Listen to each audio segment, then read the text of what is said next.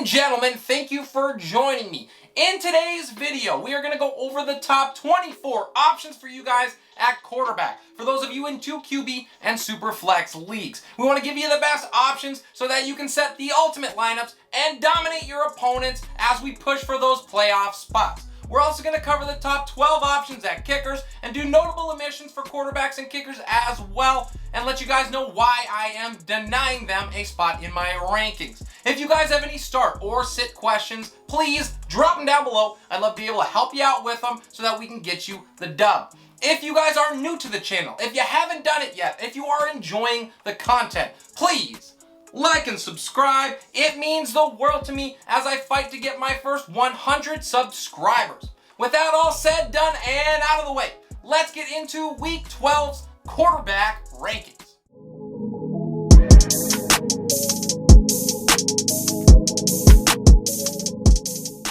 My number one spot goes to Lamar Jackson. He said he was feeling a lot better on Monday. He's going to be staying at home to face the Cleveland Browns. Cleveland has allowed the 4th most passing touchdowns in the league, and Lamar should be fresh after a week off. He has 3 straight QB1 finishes, and he has a chance to put the hammer down on the Browns division hopes, and I think he does just that. In at number 2, it's the GOAT Tom Brady. He goes on the road to face the Colts. Now on Monday night, he was solid, not spectacular, but he was able to get the Buccaneers back on track. He now faces a Colts team that has allowed more touchdown passes to anyone except Washington. They allow 19 points a game to quarterbacks, which is 6th worst in the league. He is going to feast on this secondary. We move on to Josh Allen. He goes on the road to face the Saints. Allen was not able to do enough to stop those defensive inadequacies, stopping the run, and he was trying to play catch up, and in the process he threw a couple of picks. Now he gets a great matchup here, and I think he stops the bleeding for the Bills. At number 4, Jalen Hurts faces the Giants in the Meadowlands. Hurts hasn't thrown for over 200 yards since week 7, but that doesn't seem to matter. He had 3 rushing scores last week, and he has 3 straight QB1 finishes. The Giants are his toughest matchup the rest of the season, so I hope you bought him last week as suggested. Justin Herbert is the last player in my top 5. He faces the Broncos on the road. In his last 3 games, he has finishes of QB1 and QB2 overall. Denver is going to make it tough on quarterbacks. They always do, but following a big win against the Steelers, I think that he proves that for once, the Chargers can show some consistency in big performances back to back. In at number 6, it's Aaron Rodgers. He stays at home to face the Rams. Now, as predicted, Rodgers absolutely lit up my Vikings last week for 385 yards and 4 touchdowns. Surprisingly enough, however, it was not enough to get the win. The Rams, they rank top 10 in fantasy points allowed, yards per attempt, and touchdowns allowed to quarterbacks. So it's not going to be an easy task here for Aaron, but I think he rises to the occasion in Green Bay's biggest game of the season to date.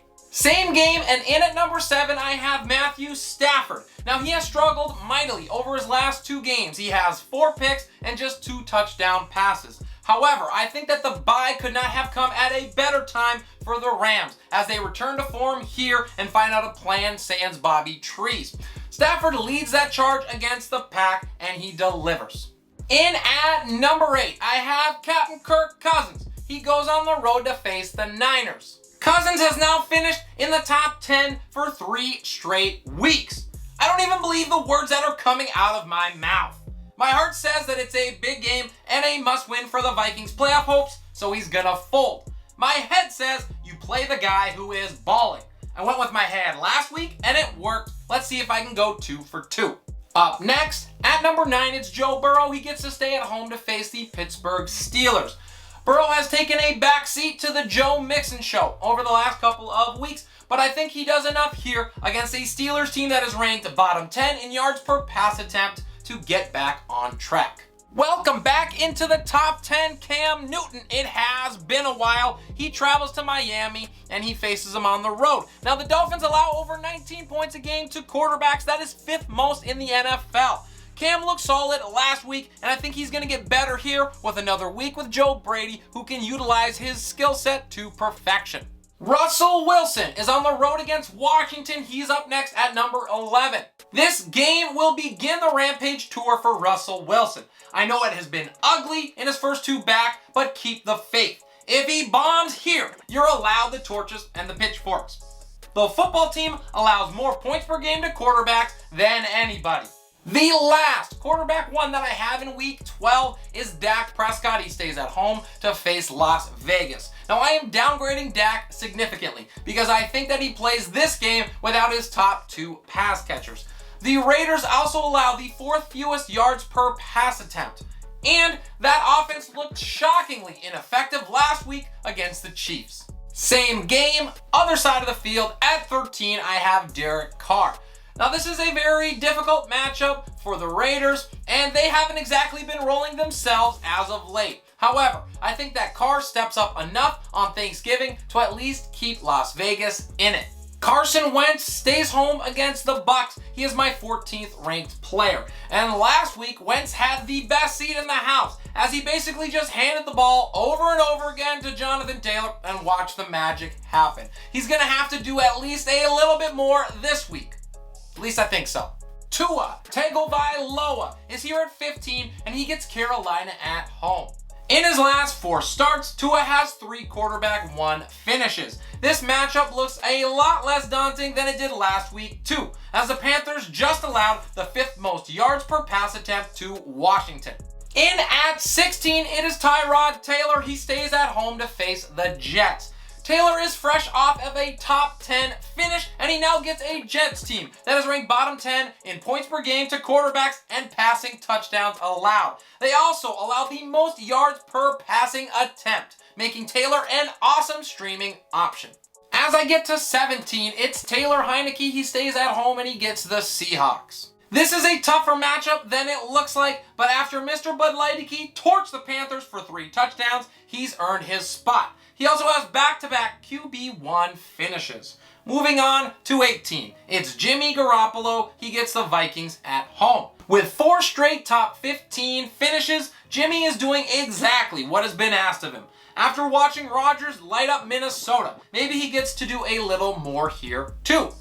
Moving on to 19, I have Mac Jones. He gets Tennessee at home. And my biggest concern is that the Patriots stifle the Titans so badly that Jones has to do nothing but hand it off for the majority of the game. He's finished higher than this in 2 straight though, and the Titans are allowing the 3rd most points per game to passers. Rounding out my top 20 and going on the road to face Cincinnati is Big Ben Roethlisberger, and he has finished here or better in the last 3 weeks, highlighted by last week's quarterback 9 finish. He will have to continue this streak as the Steelers are fighting for their playoff lives and Cincinnati scores plenty.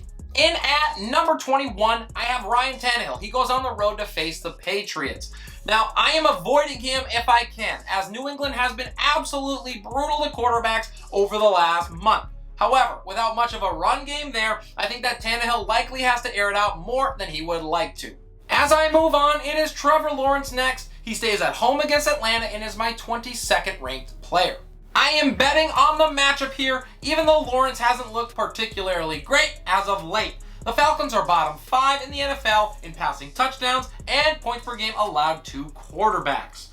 Up next, it's number 23 and Andy Dalton. He faces Detroit on the road. And for now, I am assuming that Dalton starts, but we need to check back in on Friday. The Lions allow the 2nd most yards per pass attempt and are bottom 10 in touchdowns allowed per game. Red Rifle can work with that. The final quarterback I have ranked at 24 is Baker Mayfield. He travels to Baltimore. Even a banged-up Mayfield can put up points against the Ravens, who are giving up 19 points a game to signal callers, which is 8th worst in the league. I just hope that he makes it through the entire game.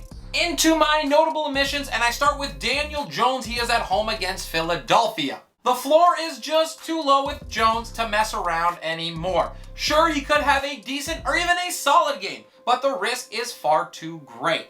Teddy Bridgewater is the other. He gets the Chargers at home, and they are a top 6 team against passers in points per game, and Teddy has just 3 touchdowns in his last 3 games. With all my quarterbacks done and completed, let's now move to Week 12's kickers.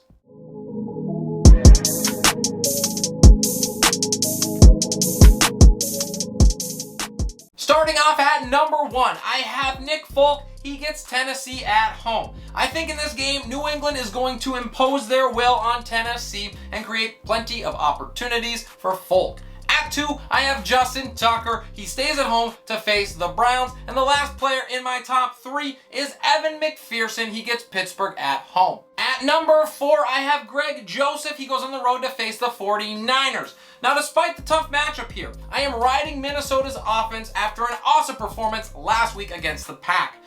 At the top 5 spot is Matt Gay. He gets the Green Bay Packers in Lambeau. At 6, it's Zane Gonzalez. He travels to Miami, and this is a top 5 matchup for Gonzalez, and this offense is going to continue to improve with Cam at the controls. Next up at number 7, I have Greg Zerloin. He gets the Raiders, and at 8, it is Jake Elliott. He travels on the road to face the Giants. They allow over 8 points a game to kickers, and Philly has been on an absolute tear. Chris Boswell travels to Cincinnati. I have him at 9. And rounding out the top 10 is Tyler Bass. He travels to New Orleans. He's going to have to bounce back big after a 1-point performance last week, but he gets a top 10 matchup here to do it in. In at 11, it is Robbie Gould. He faces my Vikings. And the last kicker that I have as a startable player is Young Ho Koo. He travels to Jacksonville. Now, Atlanta has been extremely poor on offense as of late. However, the Jags allow the 7th most points per game to the position. A couple notable omissions that I have for you guys. Start with Randy Bullock at New England. He had a gooser last week, and I want no part in this offense after how it looked against the Texans. Daniel Carson is the other. He goes on the road to face the Cowboys, and Oakland could struggle once more against Dallas, and they have been brutal offensively as of late. That's all I got for you guys. Thank you so much for joining me for today's video. As always, please drop any start or sit questions down below. I'd love to get back with you and help you out. If you're new to the channel or are enjoying the content, please like and subscribe. It means the world to me as I battle to get my first 100 subscribers.